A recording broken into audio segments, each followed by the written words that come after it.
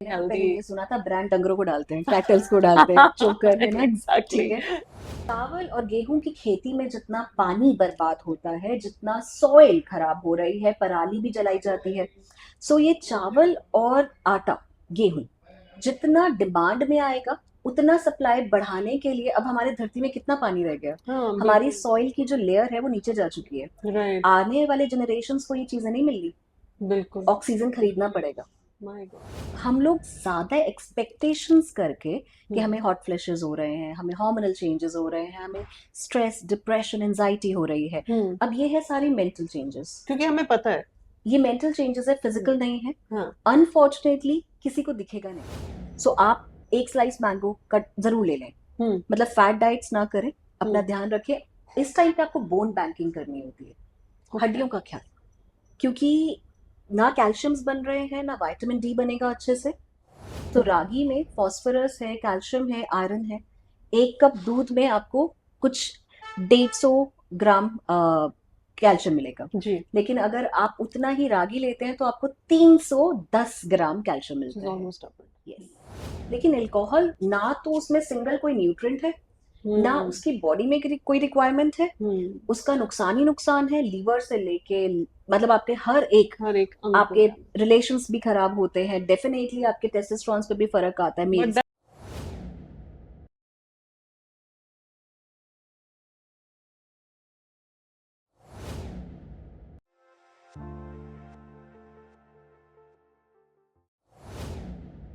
So as you can see हम Shreya ma'am के clinic में आ चुके हैं and it is highly commendable to say कि मैम अपनी इतनी सारी 28 branches ma'am, my god, ma'am is handling 28 branches at one time. सबसे पहले मेरा सवाल तो ये है कि आप ये कैसे कर रहे हो?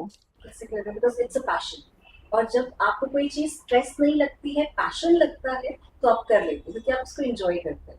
मैम लेकिन जैसे I want to know like अभी आप इस ब्रांच में बैठे हो तो who manages the other branches? You have people, you have given authority to जैसे पीपल? हमारे पास क्या है, ऑनलाइन डाइटिशियंस है हमारे पास। अगर आप अभी सेकंड फ्लोर देखेंगे तो सेंट्रलाइज सिस्टम है।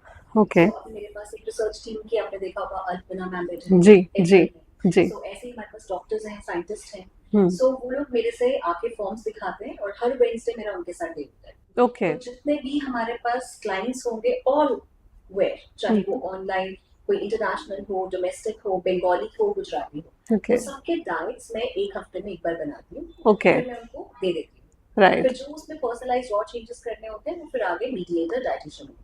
ओके। तो वो ओके, आगे सो चेंजेस दे करते handle it. This is how you manage your things. और अब आप इंटरनेशनली भी ब्रांच खोल रहे हैं, आपने बताया था, तो मतलब वहां का भी यही सिस्टम आप रखोगे, and but you will have to visit some time वहां हैं। पे। अभी जैसे हमारा दुबई में है, यूएई में है हमारा सेंटर। तो मैं क्वार्टरली क्लिनिक्स में विजिट करती हूँ। ओके। जैसे दुबई में भी अभी मैं होकर आई थी, तो अभी दोबारा से मेरा प्लान है। अच्छा। सो जून में मैं दोबारा जाऊंगी। सो हर ओके। एक सेंटर में मैं एक बार विजिट जरूर करती हूँ। Okay, wonderful. Ma'am I have a question in mind. जब आप बात करते हैं कि चाइल्डहुड या फिर यंगस्टर्स और जब आप एक ओल्ड एज की बात करते हो, तो तीनों में आपको लगता है कि डाइट में डिफरेंस आता है? एग्जैक्टली डिफरेंस आता है, क्योंकि जब आप एडोलेसेंट हैं या फिर आप, अगर आप बिगनिंग से बात करें, इन्फेंसी, प्यूबर्टी, डेफिनेटली सभी स्टेजेस में अलग तो रिक्वायरमेंट सबका है। डाइट चार्ट्स भी अलग बिल्कुल होते हैं। अलग है। किसी की आयरन रिक्वायरमेंट बढ़ जाती है, बढ़ते बच्चों में प्रोटीन, आयरन, कैल्शियम बढ़ता है। हम्म। फिर अगर आप हमारी बात करेंगे जैसे 40 अबव, 50 अबव या हम्म। मेनोपॉज के बाद, तो हम्म। हमारी माइक्रो मिनरल्स की रिक्वायरमेंट पे ज्यादा फोकस करना चाहिए। हम्म। कैल्शियम्स पे, मिनरल्स, फॉस्फोरस, हम्म। सिलेनियम, सिलिका, इस पे ज्यादा बात तो होती है। मैम जब हम बात करते हैं ओल्ड एज में, ओल्ड एज के लोगों को ज्यादातर कैसी डाइट लेनी चाहिए? ओल्ड एज में एक तो प्रॉब्लम बोन्स की ज्यादा आती है। जैसे हम लोग जो मिलते हैं, रिमेटेड आर्थराइटिस, ऑस्टियो आर्थराइटिस, गाउट। फिर अगर उनका कोई डायबिटीज था तो डायबिटीज की वजह से फिर उनको आइज इम्पैक्टेड है, या फिर डायबिटीज नेफ्रोपैथी है, तो आगे आगे फिर उनका वो और डिजीजेस बढ़ते जाती हैं। हम्म। सो डेफिनेटली वेट तो हम लोगों को कम करना ही होता है, पर उनके पर्टिकुलर जो डिजीजेस होती हैं उन पे ज्यादा फोकस होता है। Okay. And they then demand pamper and care. या तो दैट्स मोस्ट इम्पोर्टेंट। उनके हिसाब का खाना हम प्लान करते हैं, पर फिर ओल्ड एज में जो उनकी प्रॉब्लम्स हैं जो उनकी पर्टिकुलर बीमारी है, क्योंकि हम लोग क्लिनिकल न्यूट्रिशनिस्ट है, जी। मतलब हम लोग नॉर्मल डाइटिशियंस नहीं है कि जो वजन कम करने के diet, we are specialised in diabetes and cancer. या सो इसीलिए जब किसी का स्पेसिफिक, जैसे मैंने आपको ब्लड टेस्ट के बारे में बताया था, हम्म तो जब हम ब्लड टेस्ट करवाते हैं तो पता चलता है अच्छा इनको तो घुटनों में दर्द है, इनके तो बैक एक है, या फिर इनके तो सर्वाइकल का प्रॉब्लम है, हम्म या फिर इनको कोई प्रोलॉन्ग डायबिटीज है, तो उस हिसाब तो से। उनके वैसे हमारे पास अकॉर्डिंगली कैंसर डाइट है। पेशेंट्स आते हैं। तो मैम जैसे हम बात करते हैं, सपोज जैसे कई ओल्ड एज मैंने देखे हैं लोगों को ज्यादातर जो प्रॉब्लम आती है वो डाइजेशन की आती है, हाँ कि बिल्कुल। वो जब भी कुछ खाते हैं तो वो अटकता है, खाना हम्म नहीं खाया जाता, हम्म इंडाइजेशन हो जाता है। हम्म। उस केस में आप क्या रेकमेंड करते हो? दे शुड ईट राइस और दे शुड ईट चपाती? चपाती जो आजकल है वो वीट है, और वो जीएमओ है, वो हाइब्रिड वीट है। तो हम्म हाइब्रिड गेहूं तो कोई मैच ही नहीं है जो पुरानी गेहूं थी। तो ओके। इसीलिए मैं चपाती मना करती हूँ, इसीलिए मैं मोटे अनाज की चपाती बोलती हूँ। हम्म रागी, ज्वारी, बाजरा, दैट्स अ गुड वे। ऐसे चीजें, ओके। चोलाई, एमरेंथ जिसको हम लोग स्यूडो सीरियल कहते हैं, बकवीट, कुट्टू, सीजन तो के उसको अकॉर्डिंग। मिक्स करके बना सकते हैं? मिक्स कभी नहीं करते, हर एक का प्रॉपर्टी अलग अलग अलग। है। अच्छा। मल्टीग्रेन आटा is never advisable. Oh. So you have to have one millet or one grain at a time, okay, तो proper अलग अलग। assimilations के लिए जबकि जी। आजकल आपने देखा होगा ब्रान आटा is very famous these days in the market, people recommend जाओ और ब्रान आटा खाओ और उससे you will be ma'am feeling मैंने ना पहले हेल्दी। ये सुना था, ब्रांड डंगरों को डालते हैं, कैटल्स को डालते हैं चोकर में ना। एग्जैक्टली ठीक है। So exactly. insoluble fiber is something different, soluble fiber is something different. या। So insoluble fiber, जो आप ब्रांड की बात कर रहे हो, छान के जितना उसमें है उतना ठीक है, लेकिन अगर आप एक्स्ट्रा खा रहे हो तो शायद वो आपको डाइजेस्ट नहीं होगा। डाइजेस्ट नहीं होगा। So soluble fibres are always better, जैसे ओट्स हैं, गोंद कतीरा है, होल ग्रेन हो तो बस सही है। उसको रिफाइन करो मत। क्या करते हैं, पहले तो उसको बिल्कुल रिफाइन कर देते हैं, आटे को सफेद बना देते हैं, उसके ऊपर से फिर लाके चोकर डाल देते हैं। पहले चोकर निकालते हैं, फिर चोकर डाल देते हैं। उसका फायदा ही नहीं। फायदा और ही उसके बाद फिर I think rice is a better thing to consume than नहीं। अगर। राइस से भी, राइस मैम अभी अगर आप बात सिर्फ डाइट की ना करें, हम लोग ये भी देखें कि एनवायरनमेंट का क्या हाल है। मैं मिलेट गर्ल हूँ, हाँ, अब मिलेट गर्ल के नाते मैं आपके ऑडियंस को यहाँ पे मैसेज दे देती हूँ। चावल और गेहूं की खेती में जितना पानी बर्बाद होता है, जितना सॉइल खराब हो रही है, पराली भी जलाई जाती है। सो ये चावल और आटा, गेहूं जितना डिमांड में आएगा, उतना सप्लाई बढ़ाने के लिए अब हमारे धरती में कितना पानी रह गया। हाँ हमारी बिल्कुल। सॉइल की जो लेयर है वो नीचे जा चुकी है। राइट। आने वाले जनरेशन्स को ये चीजें नहीं मिल रही, बिल्कुल। ऑक्सीजन खरीदना पड़ेगा। My God. सो इसीलिए राइस के जगह पे मोटा अनाज, जैसे कि कोडो, अच्छा। बानयार्ड, जो हम लोग नवरात्रों में सामक के चावल खाते हैं। सो चावल एक स्टार्च है, अगर उसके जगह पे धीरे धीरे करके मैं, आप, अगर 10 में से 7 लोग भी मोटे अनाज की तरफ शिफ्ट हो जाते हैं, डायबिटीज नहीं, फैटी लीवर नहीं, बीमारियां नहीं, और हम एनवायरनमेंट को, मदर अर्थ को भी बचा पाएंगे। क्योंकि हम लोग रियलाइज भी नहीं करते कि इन दोनों की खेती से किसान को भी नुकसान है, उसको चौकसी बहुत करनी पड़ती है, और जबकि जो मोटा अनाज है वो 9 महीने में पक के तैयार है, अच्छा, ना पराली इतना जलानी फर्क है। पड़ती है, बहुत फर्क है, और आपको चौकसी एंड नहीं इट इज गुड करनी फॉर योर पड़ती। Health also. It is good for soil, it is good for health, it is good for environment, it is good for human being. But they are not realising that. जब तक realisation तभी आएगा। मोदी जी ने ये चलाया था ना, इंटरनेशनल ईयर ऑफ मिलेट। सही बात है। साल खत्म बात खत्म, पर ऐसा साल नहीं होना खत्म। चाहिए। नहीं, हम इस बात को जिंदा हाँ रखेंगे। बिल्कुल जी। तो मैम हाँ। अभी आप बात कर रहे थे मेनोपॉज की, it's a very important question and all the hmm, females would like to know more about it. हम्म, तो जब मेनोपॉज आता है, we have heard that actually the females go under lot of stress and other diet and health issues, उसके बारे में कुछ बताइए। मिनोपॉज मैम, एक तो जो फीमेल है ना, बहुत मैं कॉम्प्लेक्स नहीं बोलूंगी, लेकिन हम लोगों के hormones are different from males. हम लोगों के इमोशंस, टेम्पर बढ़ जाती है, और हम लोग कहीं ना कहीं रियलिस्टिक नहीं रहते हैं। हम लोगों को लगता है कि जो हमारे पार्टनर्स हैं वो समझें इस बात को, कि जबकि वो नहीं समझेंगे। They have testosterones, we have prolactin, we have many other things. So अब हम लोग ज्यादा एक्सपेक्टेशंस करके कि हमें हॉट फ्लैशेस हो रहे हैं, हमें हार्मोनल चेंजेस हो रहे हैं, हमें स्ट्रेस, डिप्रेशन, एंजाइटी हो रही है। अब ये है सारी मेंटल चेंजेस। क्योंकि हमें पता है। ये मेंटल चेंजेस है, फिजिकल नहीं है। हाँ। अनफॉर्चुनेटली किसी को दिखेगा नहीं, but you can only feel it. So इस टाइम पर एक्सपेक्टेशन इज द बीमारी है। अच्छा। एक्सपेक्टेशन मत रखो अपने आप के लिए। इवनिंग प्रीमरोस ऑयल, ऐसे जो चीजें होती हैं, वो आपको स्टार्ट कर लेनी चाहिए ताकि आपको हॉट फ्लैशेस ना आए। उसके अलावा मिनोपॉज के टाइम पर आपको अपना वेट कंट्रोल पे रखना चाहिए। आपको वो फूड खाना चाहिए जो आपके लिए हेल्दी है, और जो आपके लिए इमोशनल ईटिंग का काम करे। कि अगर आपको मैंगो आ रहे हैं, सो आप एक स्लाइस मैंगो कट जरूर ले लें। मतलब फैट डाइट्स ना करें, अपना ध्यान रखें। इस टाइम पे आपको बोन बैंकिंग करनी होती है। हड्डियों का ख्याल, क्योंकि ना कैल्शियम्स बन रहे हैं ना विटामिन डी बनेगा अच्छे से, क्योंकि मेनोपॉज हो रहा है, मेनोपॉज हो रहा है। तो अब आपको हड्डियों की ज्यादा प्रॉब्लम आएगी। सो इसीलिए तभी आप, बोलते हैं 40+ में कैल्शियम ऐड करो। इसीलिए मेनोपॉज जिसका भी हो रहा है रागी अपने डाइट में ऐड कर ले, फिंगर मिलेट, ओके। नाचनी। सो रागी में फॉस्फोरस है, कैल्शियम है, आयरन है। 1 कप दूध में आपको कुछ 150 ग्राम कैल्शियम मिलेगा, जी। लेकिन अगर आप उतना ही रागी लेते हैं तो आपको 310 ग्राम कैल्शियम मिलता है। Almost double. Yes. So I think one must switch to it. ये तो एक बहुत अच्छी एडवाइस है, and I think people who are going through menopause should definitely switch to it.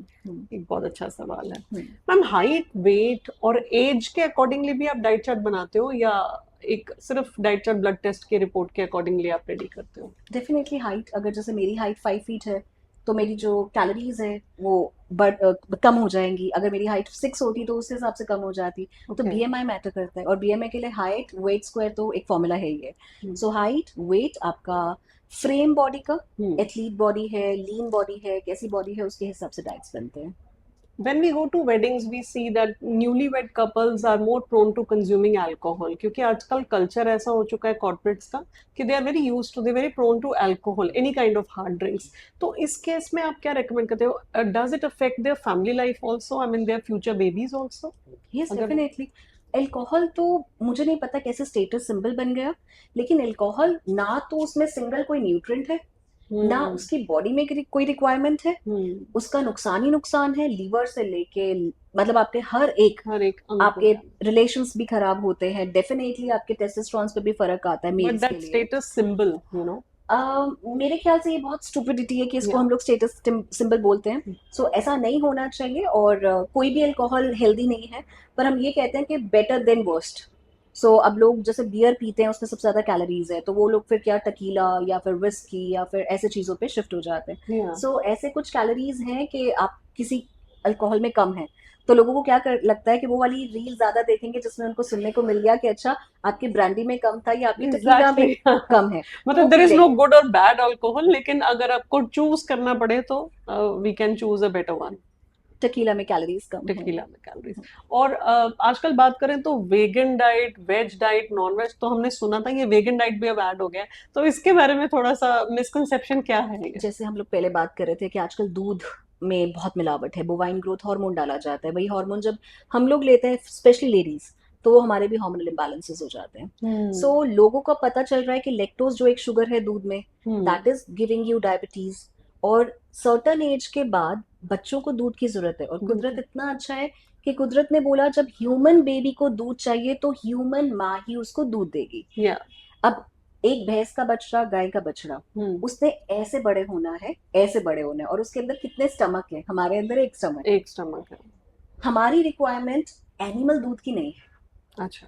तो लोगों को ये बात समझ में आ रही है। तो इसलिए, पर ये एक ऐसा टॉपिक है जिसमें बहुत कंट्रोवर्सीज हैं। लोग सपोर्ट नहीं करते, लोगों को लगता है कि दूध नहीं तो मतलब कुछ है ही नहीं। और इसके अलावा मैम दूध के ऊपर भी इतनी वैरायटीज, स्किम मिल्क ले लो, काउ मिल्क ले लो, ये ले लो, बफेलो मिल्क। अब बंदा कंफ्यूज है कि कौन सा दूध कंज्यूम करे। आजकल A2 मिल्क डिमांड में है, क्योंकि उसमें एडल्ट्रेशंस नहीं होती है, वो ब्रीड अच्छी है, तो उसमें। लेकिन जैसे मैं आपको बता रही हूँ कि आपको दूध से ज्यादा कैल्शियम बहुत चीजों में मिलता है, रागी में, केल में, आपके हरी सब्जियों में, मतलब ज्यादा कैल्शियम के आपके पास ऑप्शंस हैं। सो अगर आपको दूध पचता ही नहीं है, आपका लीवर फैटी है, आपको डायबिटीज है, तो जरूरी थोड़ी है कि आप वो दूध जो आपके लिए नहीं अच्छा है, जो जहर है, बच्चों को नहीं फोर्स करो। आजकल सब बच्चे मतलब ओबीस हो रहे हैं, ओवरवेट हो रहे हैं, तो जरूरी नहीं है। अब एक ये जब टेक्नोलॉजी आ गई, हम पढ़े लिखे हो गए हैं, हमारे पास स्टडीज हैं, रिसर्चेस हैं, तो हमें एक्सेप्ट करना चाहिए। इसमें हमारे, अब लोग कहीं बोलते हैं अरे हमारे तो पूर्वज पीते होते थे, वो तो 2-2 3-3 ग्लास दूध पीते थे, तो उनको तो कुछ नहीं हुआ, वो 80 साल तक जिंदा रहे, 90 साल तक जिंदा रहे। पर दूध की तब वैरायटी अलग थी, तब उनका काम ज्यादा था। पर अब चीजें बिल्कुल अलग है, हम लोगों के पास सिटिंग जॉब्स हैं। सो इसीलिए वीगन चल पड़ा है, और कोई बुरी बात नहीं है। जैसे मैं लेदर नहीं यूज करती, मैं लेदर ना पहनती हूँ, ना मैं इस्तेमाल करती हूँ, क्योंकि मुझे एनिमल क्रुएलिटी से प्रॉब्लम है। तो जहां तक मैं अपना कंट्रीब्यूशन दे सकती हूँ कि एक एनिमल किलिंग ना हो। अब यही दूध के लिए कितने गाय भैंसों को परेशान किया जाता है, आपने देखी होंगी एग्जैक्टली, बहुत या वीडियोस। या we have seen that. Artificial inseminations होती हैं, हाँ, आर्टिफिशियली उनको बहुत लंबे फोर्सफुली, समय तक लैक्टेशन पे रखा जाता है, या बिना ब्रीडिंग के दूध लिया जाता है। बिल्कुल। सो एनिमल क्रुएल्टी आजकल है क्योंकि डिमांड इतनी हो गई है। आप इतनी पॉपुलेशन के लिए कहाँ से मीट लाओगे, एग्जैक्टली। कहाँ से दूध लाओगे? सो ये अलग अलग अनएथिकल प्रैक्टिसेस हो रही हैं। So I support vegan, vegan. I support vegetarian, I support non vegetarian also. So अगर आपको ऐसा लगता है कि आपकी रिक्वायरमेंट है और आप स्पेशली किसी जो लोग जिम जाते हैं उनको बॉडी ऐसा बिल्डिंग लगता में है, बॉडी एथलीट में बिल्डिंग। है, अब जैसे अगर मैं जाती हूँ, मैं एग्स खाती हूँ, मुझे हम्म। क्योंकि एग्स, अब ये भी कंट्रोवर्सी हो सकता है, मैं कहती हूँ कि एग नॉन वेजिटेरियन नहीं है, हम्म। ठीक है, और एग नो हेच हो सकता है। सो मेरे लिए egg is still doable, protein source आ जाता है, आई डू योगा, सो मैं मेरा वो हो जाता है, बच्चों को भी मैं वो देती हूँ। But I then avoid chicken meat. अच्छा, हर एक की अपनी आप नहीं खाते? फिलोसफी है, रिलीजन है, ओके। आपको जैसे मानना है वैसे मानो। आप नॉनवेज भी खाना चाहते हैं, मीट्स, रेड मीट नुकसान बट करता है। Nobody at your place Yeats non vegetarian? My husband Yeats. Your husband Yeats, but बच्चे नहीं खाते बच्चे नहीं, क्योंकि क्योंकि वो आपने उनको वैसे हाँ वहां पे चले वैसे गए। माँ पे चले गए। ओके, हाँ। तो मैम बच्चों की बात करें तो हम we can not forget the topic of obesity these hmm, days with the kids. हम्म, आजकल आप हम्म। देख रहे हो कितना ज्यादा। So any message that you want to give to the parents regarding child obesity? अब जैसे मैं अगर अपने बच्चों की भी बात करूं, मैं डाइट जो हम लोगों के घर पे बनता है वो डेफिनेटली ओट्स का आटा आता है, ज्वार, रागी, ऐसे सब चीजें टाइम पर खाते हैं। पर कहीं ना कहीं अगर उनका वेट बढ़ रहा है तो मैं इसमें ये चीज जरूर बताऊंगी कि सिर्फ घर पे ही नहीं वो खाना खाते, वो बाहर भी जाते हैं, वो किसी नानी के घर गए, कहीं गए, तो हम्म। डेफिनेटली उनको फिर दूध भी पीना पड़ता है या फिर उनको सब कोई कुछ और खाना चीजें पड़ता खानी पड़ती हैं। तो वेट बढ़ रहा होता है, तो ये ना कंबाइंड एफर्ट है। है। तो सिर्फ माँ पे ही नहीं होना चाहिए कि what you are feeding to your children, हम्म। आपको कंबाइन फैमिली को ये देखना है कि what is the weight of your child. हम्म। अगर आपको लगता है कि वो ओबेसिटी या ओवरवेट की तरफ है, तो सभी लोगों को एक कंबाइन एफर्ट देके restriction, because environment matters a lot.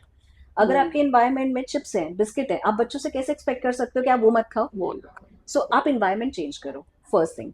Second, आप उनको मोबाइल, टीवीज, ये आईपैड्स, आजकल मैंने बाहर वेटिंग में भी अगर आप देखना कि पेरेंट्स यहाँ पर हैं तो उनके बच्चों के हाथ में फोन फोन होगा होता है। और वो देखते रहेंगे, हाथ चलते रहेंगे, हम्म। और उनको पता ही नहीं फूड का टेस्ट क्या है।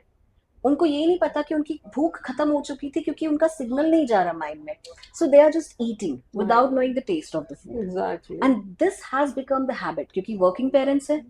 So working parents TV on कर देंगे, वर्किंग पेरेंट्स के पास टाइम नहीं है कि बच्चों को स्पोर्ट्स में ले जाओ। हम्म। सो इसीलिए पेरेंट्स को भी ये देखना पड़ेगा कि 1 घंटा पार्क में बच्चों के साथ खुद भी चले जाओ। हाँ, यू शुड स्पेंड आप टाइम। वॉक के लिए जाते हो, बच्चों को ले जाओ। सो आप बैडमिंटन खेलो, कुछ एक्टिविटी ऐसे करो, स्विमिंग कर लो, पर एक एक्टिविटी ऐसी जिसमें आप पूरे फैमिली फिजिकल एक्सरसाइज कर रहे हो। आजकल parents they want to get relieve, उनको लगता है कि ज्यादा स्ट्रेस नहीं लेना, इसको फोन दो and then he gets busy so that we can do our own work, you know. And it is actually, बच्चों में मैम डिप्रेशन जितना ज्यादा है उतने बड़ों में नहीं है। या। सो डिप्रेशन बहुत हो रहा है बच्चों में, ये तो है ही है। मतलब हम लोगों को एक एफर्ट तो करना ही पड़ेगा। Ma'am, our research team found that diabetes is a chronic disease that occurs either when the pancreas does not produce insulin or when the body cannot effectively use the insulin. और हमने देखा है कि आज की डेट में अगर data analyse किया जाए तो Chandigarh has become #1 diabetic city in tri city, yes. in Tri-City. I mean, what is the reason behind ये क्यों? मतलब Chandigarh is such a beautiful city और यहाँ के लोग भी काफी हेल्थ फ्रीक हैं और exactly. I don't know what, I mean, आपको क्या कहना है इसके बारे में? देखो, हाँ स्ट्रेंज लगता है क्योंकि यहाँ पे जितनी ग्रीन बेल्ट है किसी और शहर में नहीं है। हम्म। सो यहाँ पर आपके म्युनिसिपल कॉर्पोरेशन ने इतने पार्क्स बनाए हैं कि आप सैर कर पाए।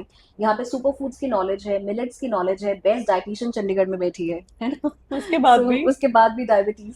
सो डायबिटीज इसलिए आई है यहाँ पर क्योंकि अगर आप देखेंगे यहाँ पर रिटायरीज भी हैं और यहाँ पर ऐसे पॉपुलेशन है जो आईटी सेक्टर्स में है, जो बहुत ज्यादा वर्किंग है। सो अब ये वर्किंग वाला जो है, ये कौन सा वर्किंग क्लास है जिसका सिटिंग जॉब है, जो लैपटॉप पर है, Yeah. और जिनके पास स्ट्रेस बहुत है, वो रात को भी काम कर रहे हैं, वो नाइट शिफ्ट कर रहे होते हैं क्योंकि उनको इंटरनेशनली कोप अप करना है। सो वर्क स्ट्रेस की वजह से भी डायबिटीज है।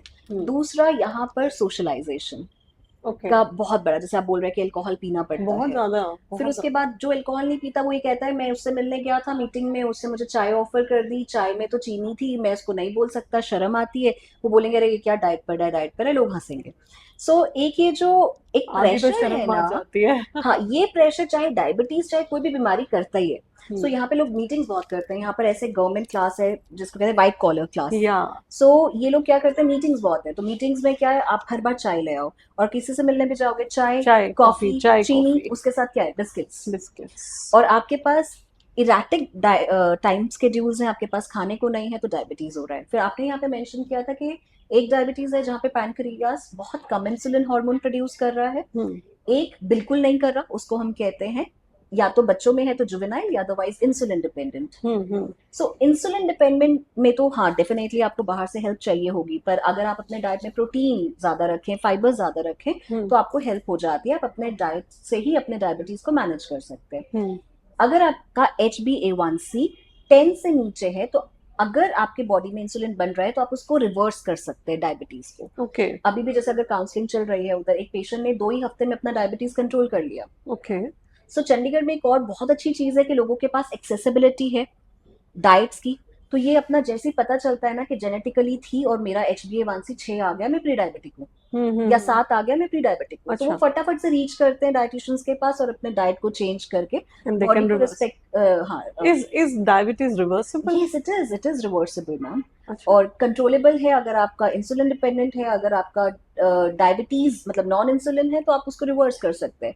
अभी एक और मुद्दा ये है कि लोग वेजिटेरियन, जैसे भी हम बात कर रहे थे, तो लोग क्या है ना अंडे खाते ना प्रोटीन, वो पूरा दिन सुबह रोटी, लंच में रोटी, कोई हाँ, सब्जी, फिर रात में फिर रात से रोटी या कोई दलिया, या तीनों टाइम गेहूं, या फिर अब क्या आ गया, bread, multigrain brown bread. Is bread good? Not at all, bread is not a food, bread is not a food. Not a food at all. Bread, croissant और आपका ये जो सीरियल्स आते हैं पैकेट में, फ्लेक्स वगैरह, ये हम्म, फूड थोड़ी होते हैं। फूड होता है जो आप खेतों से तोड़ते हो, वो होता है फूड। जो हम्म। आपने ये ब्रेड बनाया, उसमें आपने ईस्ट डाला, आपने उसमें बेकिंग सोडा डाला, पल्वराइज्ड व्हीट यूज किया, तो अगर आप कलर डाल के उसको ब्राउन ब्रेड भी बना रहे हो तो वो हेल्दी थोड़ी हुआ। फिर हम लोग मॉडर्न हो जाते हैं, हमें लगता है हम तो ब्राउन ब्रेड खरीद के लाए माय या गॉड, मल्टीग्रेन ब्रेड खरीद के लाए हैं। इट इज ऑल बेकार की Any चीजें। high fiber cookies, biscuit, breads, these are causing you diabetes. Bakery items are causing you diabetes. जितना घर का सत्तू, जौ सत्तू, चना सत्तू, सलाद, ककड़ी, अभी टाइम है, जितना ये खा लोगे उतना बचे रहोगे। जितना बिस्किट खाओगे, चने को अवॉइड करोगे, उतना ज्यादा बीमार हो जाओगे। So you need to understand which is a natural food and which is commercialized food, which is coming from the packet with lots of sugar, lots of salt, lots of preservative and emulsifiers. And when we talk about this preservatives, I want to understand, people are like कि यार इतनी busy lifestyle है तो juice तो मिलता ही है market में, खाना नहीं खाया तो जूस पी लेते हैं। तो जूस वाले से कभी जूस पी लिया, नहीं मिला तो पैकेट जूस पी लिया। इसके बारे में आपका क्या ओपिनियन है? इज इट गुड टू मेरे कंज्यूम हिसाब दैट? से मैं जब पीजीआई में काम करती थी, जूस सिर्फ ट्रॉमा पेशेंट्स को मिलता था और बर्न्ड पेशेंट्स को मिलता था, जो या तो जिनके दांत नहीं है। तो अगर आप जूस पी रहे हो तो इनमें से अगर कोई है तो ठीक है, या आप बहुत बड़े एथलीट हैं कि आपको इंस्टेंट सोर्स ऑफ एनर्जी चाहिए। अब जितना बच्चों ने ना मैम चबाना कम कर दिया ना, और जितना हम लोगों ने चबाना कम कर दिया है एकदम से ड्रैग, दांत उतने ही कमजोर हो गए, कमजोर हो गए। फिर उतना ही डेंटिस्ट के पास जा रहे हैं। सो जूस जब आप बनाते हैं, पहले तो आप ये एक अनहाइजीनिक वाला कॉन्सेप्ट अलग है, पर आप जब एल्यूमिनियम के बर्तन में रेडी में जब बना रहे होते हैं, उसका वो जो जूस। निकालने वाला होता है जूसर, वो आपके फ्रूट से रिएक्ट कर जाता है और आपको नुकसान होता है, नंबर 1। ओके, नंबर 2, जब आप जूस बनाते हैं, आप उसके फाइबर मॉलिक्यूल से खिलवाड़ कर रहे हो, और आपको जो मिलता है concentrated form of sugar, and that will cause you weight gain, weight gain. That will cause you diabetes, that will cause you a fatty liver. So does it make fructose also, right? Yes it has a fructose. So जब आप fruit को खाते हो तो उसमें fibre होता है, तो वो फ्रक्टोज जो है धीरे धीरे रिलीज होता है। Okay, जो भी चीज इंस्टेंटली रिलीज हो जाए वो फैट में कन्वर्ट होती है, अगर हम उसको यूज ना करें। okay. So So juices are that not juices good. are not good. अगर आपको बाहर पीना ही पड़ा, मतलब आपके पास कोई ऑप्शन नहीं है, आपने बोला कि भैया छानना मत, नमक मत डालना, बर्फ मत With डालना, fiber. ऐसे दे दो, चलो समझ में आता है। लेकिन अगर आप ये बोल रहे हो कि मार्केट में जाके ऐसे ब्रांड के, बहुत बड़े बड़े ब्रांड हैं, आप अगर पैकेट वाला जूस खरीद के ला रहे हो, तो आप समझ जाइएगा कि आप पैसे दे के डायबिटीज, कोलेस्ट्रॉल सब खरीदने वाले हो।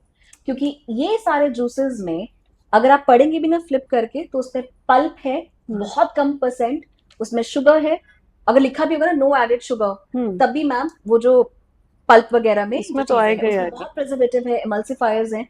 और अगर आप घर पे जूस बनाएं, आप देखें कि वो कितने देर में खत्म खराब हो जाएगा, 3 घंटे भी नहीं 2-3 बचेगा। घंटे, हाँ। आप ये सोचिए कि 6-6 उसको कब महीने, से 9-9 बना के महीने आप रखा डब्बों होगा, में कैसे रखते और हैं? हम उसको फिर उसके बाद अपने फ्रिज में रख देते हैं। Exactly exactly. और किसी को नहीं पता होता है कि डब्बे के अंदर फंगस तो नहीं है। हम्म बहुत ऐसे आपने वीडियोस देखे होंगे, रिसर्चर्स हैं कि जब खोलो आप तो डब्बा बीच में से खोलते हैं का ना तो बीच में फंगस लगा होता है। फंगस होता है। सो ये डब्बे वाली चीजें जितनी अवॉइड चाहे करेंगे। फिर वो फूड आइटम्स ही क्यों ना हो, एनी फूड आइटम। आजकल दाल मखनी भी पैक्ड आती है, और name anything you are, it is readily available in the market because people don't want to cook. I think इसीलिए तो मैम आजकल डिवोर्सेस ज्यादा हैं, इसीलिए आजकल यूनिटी ज्यादा नहीं है, प्यार नहीं ज्यादा है, आजकल अकेले रह गए हैं। यही एक रीजन है कि घर पे दे कोई don't want to dal cook. Makhani प्यार से खाने वाला नहीं है, और क्योंकि ना वो ही कोई अलग बनाने बैठ के वाला। लैपटॉप या फोन देख रहा है। हाँ। बनाने वाला नहीं है, क्योंकि उसके पास प्रेज करने वाला कोई नहीं है। सो बच्चे साथ में बैठ के नहीं खाएंगे क्योंकि वो टीवी देख के खाना खा रहे होंगे। या सो ये टेक्नोलॉजी ने फैमिलीज को तोड़ दिया है।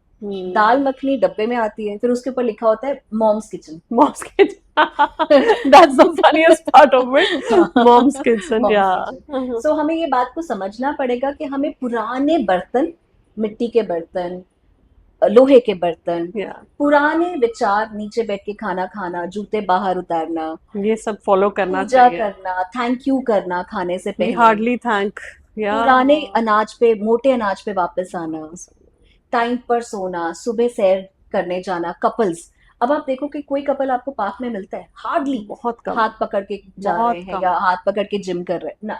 आजकल आपको ये सब कहाँ दिखेंगे? पार्टीज में इकट्ठे। या they are preferring parties more than the. Socialisation, दिखावा, My show God. Off. Sure. And then ultimately they are spoiling their health. Coming back to you only after that. These all things, अब आजकल क्या है, ये zero calories आ गई हम Yeah. जैसे लोगों के लिए जो Diet डाइट Cokes. कॉन्शियस है। लेकिन ये जो जीरो कैलोरीज है, ये हमारे जो शरबत घर पे बनता था, आम पन्ना बनता था, कांजी बनती थी, इसका रिप्लेसमेंट नहीं नहीं दे है। सकते यार। लेकिन आप लोगों ने रिप्लेस कर लिया। मेहमान आते हैं ना तो पहले क्या होता, ठंडाई बनाते थे, या शरबत बनाते कांजी। थे, शिकंजवी बनती थी, हाँ। छाछ बनती थी। अब क्या है, फटाफट से वो Pepsi. 1 लीटर, ये 1 लीटर होता है ना इतना बड़ा वाला, हाँ। वो 1 लीटर का वो लाया है, खोला हुआ है जी, फटाफट से डालो। क्योंकि अब जाओ। कहाँ आती थी देवो देवो भव, अब नहीं है। नहीं है अब ये है कि भाई जल्दी आओ, तुम जल्दी जाओ, ये सच पी में, लो, अतिथि आए हो तो जाओ चले गए। वापस। सो ये The trend combined is effort है। changing. Yeah, combined yeah. Effort है। Exactly. And ma'am, what is intermittent fasting? Intermittent fasting is nothing which our ancestors used to do. This is the same practice. अच्छा। Intermittent fasting में नए नए नाम दे दिए कि भाई आपको 12 घंटे की फास्टिंग करनी है, 24 घंटे की करनी है, फिर वाटर फास्टिंग करनी है। उससे बॉडी पे कुछ फर्क पड़ता है? इंटरमिटेंट फास्टिंग मैं नहीं सपोर्ट करती। मैं बोलती हूँ इंटरमिटेंट फास्टिंग बेसिकली वो है कि आप जहां पर, मैं जब वो बोलती हूँ ना कि आप रात को जल्दी खाना खा लो, तब लोगों को समझ नहीं आता। पर जब मैं ये बोलूँ ना कि आप इंटरमिटेंट फास्टिंग कर लेना, फिर उनको समझ में आता है कि last meal I need to have at 5:30, then I need to give a break off window of 12 hours. Okay. आप जितना इसको मॉडर्नाइजेशन करके बोल दो, अगर मैं इसको सरल भाषा में बोलती कि रात का खाना जल्दी खा लेना सूरज डूबने से पहले, नहीं समझ में आएगा। So this intermittent fasting word is new thing society, तो वो थोड़ा सा एक ट्रेंडी। हाँ, तो 12 ये घंटे वाली विंडो बहुत अच्छी है इंटरमिटेंट फास्टिंग की, कि सुबह मतलब शाम को जल्दी खा लो। जो मैं आपको 2 मील का कॉन्सेप्ट कह रही थी, Yeah. इंटरमिटेंट फास्टिंग वही है जो मैं भी करती हूँ। ओके। पर अब लोगों ने इसमें क्या और चेंज कर लिया, रेशियोज बना दिए अलग अलग। सो उससे क्या, आप जब बहुत लंबे समय तक भूखा रहना शुरू कर देते हो, एंड बॉडी नीड्स एनर्जी। आप खाना सिर्फ मोटा पतला होने के लिए नहीं खाते हो, आपका ब्रेन, आपके ऑर्गन्स, आपके ये सब चीजों को फ्यूल चाहिए। सो जब आप 6 घंटे के लिए लगातार भूखे हैं, 5 घंटे के लिए भूखे हैं, तो आपका मसल टूटता है। मसल अपनी एनर्जी देता है, फैट नहीं। ओके। और उस टाइम पे फैट रिजर्व हो जाता है, क्लाइंट बड़े खुश के मेरा वजन कम हो गया, पर वजन तो आपका मसल से गया। और जैसे ही आप वो इंटरमिटेंट से बाहर आएंगे, वो आपका वापस आ जाएगा। तभी तो लोग कहते हैं मैंने वेट लॉस किया, वापस आ गया। So you need to understand this thing कि आपके लिए जो आपके पूर्वज कर रहे थे वही हेल्दी है। अगर मैं छोटे छोटे ड्यूरिंग्स में नहीं खाती हूँ तो मुझे सिर दर्द होगा, मैं काम नहीं कर पाऊंगी। सो ये मेरी बॉडी नीड है। आपको अपना समझना है, आप टीचर हैं, आप सिंगर हैं, आप क्या प्रोफेशन है, क्या आप अफोर्ड कर पाओगे 5 घंटे नहीं खाना खाना? अनीमिक पेशेंट कैसे अफोर्ड करेगा? डायबिटिक पेशेंट कैसे अफोर्ड करेगा? कर सकता। डायबिटिक पेशेंट के तो हर 2 घंटे बाद मील चाहिए। अब इसमें क्या है, कई कैंसर पेशेंट्स को एडवाइस किया जाता है कि आपको काफी लॉन्ग रन तक फास्टिंग करनी है ताकि कैंसर सेल्स को हम डेड कर पाए या उनको रोक पाए, उनको स्टाफ कराएं। अच्छा, उनके लिए ये ठीक है, लेकिन this not for intermittent fasting और कीटो डाइट और मेडिटेरियन डाइट और any diet needs to come from a professional dietitian's advice. अगर आप ये इन्फ्लुएंसर्स का वीडियोस देख के या फिर ऐसे डाइटिशियंस की जिनकी क्वालिफिकेशन नहीं है, एक्सपीरियंस नहीं है, या वो समझ नहीं सकती कि व्हाट इज माइग्रेन, या वो ये नहीं समझ सकती कि आपको एक मैम हैंगर होता है। हैंगर क्या होता है? जब आपको हंगर और एंगर का कॉम्बिनेशन होता है। जब आप खाना नहीं खाते आप चिड़चिड़े हो जाते हो, जब आप खाना नहीं खाते आपसे काम नहीं होता, सो यू नीड दैट फूड। तो डाइटिशियन को ये समझना है कि what is your profession, what is your body type, what is your nature, what is your blood profile, and then she will decide whether you need to do intermittent fasting or not. But for me, sustainable diet is what it comes from the kitchen, from the local resources, local food, not from the freezer. अच्छा, और जैसे अगर हम लोग physically fit नहीं है, कोई भी कपल, तो क्या उसका रिफ्लेक्शन उनके बच्चों पर भी पड़ता है? एग्जैक्टली मैम, आज की कुंडली से ज्यादा लोग अपने ये टेस्ट मिलाते हैं। So, जी बिल्कुल, डेफिनेटली होता है कि अगर फादर को डायबिटीज है तो उनका स्पर्म काउंट अच्छा नहीं है, और अगर स्पर्म काउंट अच्छा नहीं है, बेबी या तो हेल्दी प्रोड्यूस ही नहीं कर पाएंगे, इनफर्टिलिटी होगा। सेम गोज विद फीमेल, अगर पीसीओडी है और कोई हार्मोनल इम्बैलेंस है तो होगा ही नहीं।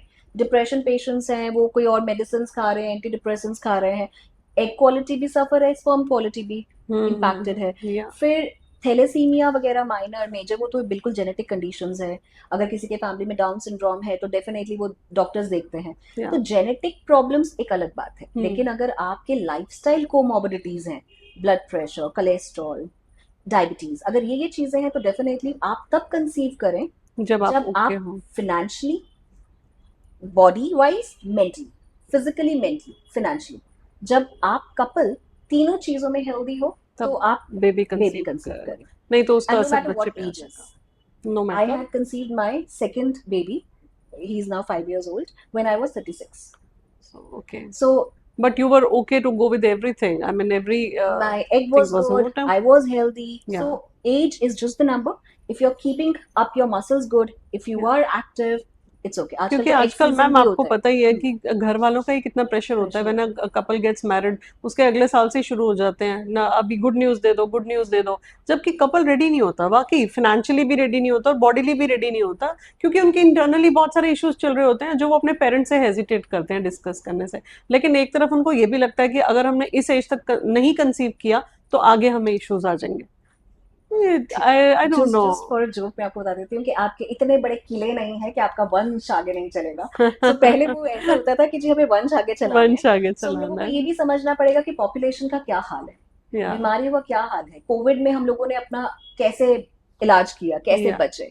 सो हम लोगों को ये भी देखना है कि जो फ्यूचर में हम जो एक जान को लेकर आ रहे हैं, क्या हम लोग उसको फाइनेंशियली, क्योंकि आज के खर्चे बहुत हैं, क्या हम देख पाएंगे। बहुत सारे कंट्रीज में ऐसा है जहाँ पे रूल है कि you can only have one baby. But if you are not financially independent, if you are not physically capable or mentally capable, you should not go for the baby or planning. Right. तो मैंने जैसे बताया आजकल egg freeze किए जाते हैं। सो जब एक मदर को लगे, क्योंकि आजकल मैम कंधे से कंधा मिला के जो स्टेटमेंट शुरू हुई है, वो सिर्फ और बर्डन आ गया है विमेन के ऊपर। Exactly. लेकिन उसको घर का भी काम करना पड़ेगा, बेबी का भी, और उसको सुपर विमेन होना पड़ेगा। सुपर वुमेन हो गया था। सो सुपर विमेन को आप बोलोगे कि भाई तू बच्चा भी संभाल ले, मैटरनिटी लीव तो तुम्हें सिर्फ मिलेगी कुछ टाइम की, लेकिन बाद में बेबी को कौन देखेगा। So now that brings up the conflict. Couple में आपस में लड़ाइयाँ शुरू होती है कि तूने नहीं बेबी को देखा, तूने नहीं देखा। फिर वो लड़ाइयाँ इवेंचुअली सेपरेशंस, फिर आजकल डिवोर्स रेट इतना ज्यादा हो चुका है, आप देख ही सकते हैं, just because of these issues. Practicality of things. So diet affects your sex life also? Of course back pain होगा तो कैसे ठीक है। सो बैक पेन होगा, डायबिटीज होगा, स्पर्म काउंट भी, आपके टेस्टोस्टेरोन, आजकल मेल्स में 80% जो मेरे पास केसेस आते हैं, टेस्टोस्टेरोन लेवल्स ही हेल्दी नहीं है। सो टेस्टोस्टेरोन लेवल्स हेल्दी नहीं है, सो डेफिनेटली इरेक्टाइल डिस्फंक्शंस हैं और बहुत सारी बीमारियां हैं। So diet is primary, everything is secondary. Yes. So dietitian Shreya जिंदाबाद. डाइट न्यूट्रिशन जिंदाबाद. So I don't think so कि अब हमारे पास कुछ questions रह गए हैं. अगर रह भी गए होंगे तो we will definitely get it in the comment section Okay. and people can directly get in touch with ma'am for any more questions that comes to your mind. But more or less we have covered everything and it was a lovely session with you. Same here. सबसे पहले तो हम thanks करना चाहते हैं इतना सारा अच्छा time देने के लिए. Hey, thank And that was a you. lovely information. I wish we can communicate again soon. Yeah, we And will. it was wonderful having you with Same us. here. Thank you so Indeed. much. Right. So thank you so much for being with us in Sip with Stars. So how do you like this concept? Thanks to you. अगर देखिए मैं इस concept की बात करूं, SIP with stars, Yeah. इसमें क्या है कि आप सिर्फ ये नहीं कि आपको सेलिब्रिटीज चाहिए, आप एक सोसाइटी के ऐसे मुद्दे पे बात करते हैं जिसकी जरूरत सबको है. तो मैं इसको बोलूंगी कि ये नोबल कॉज ही है. अगर आपने मेरे डाइटिशियन की बात जनता तक पहुंचाई, जहाँ पे मैंने एनवायरनमेंट की बात की, Yes. मोटे अनाज की बात की, तो आपने एनवायरनमेंट को भी बचाया और सोसाइटी को मैसेज दिया. Yeah. So it's a platform where you can speak personalities जो इन्फ्लुएंस रियलिटी में कर सकते हैं, रील्स बनाकर नहीं, लेकिन वो पर्सनालिटी चाहे आपको स्पोर्ट्स में इंस्पायर करें, सिंगिंग में इंस्पायर करें, आर्टिस्टिक एंगल में इंस्पायर करें. सो ऐसे प्लेटफॉर्म्स को हमेशा hats off. So thanks Thank to you so much. Thanks to you. Thank you. Lovely meeting you, ma'am.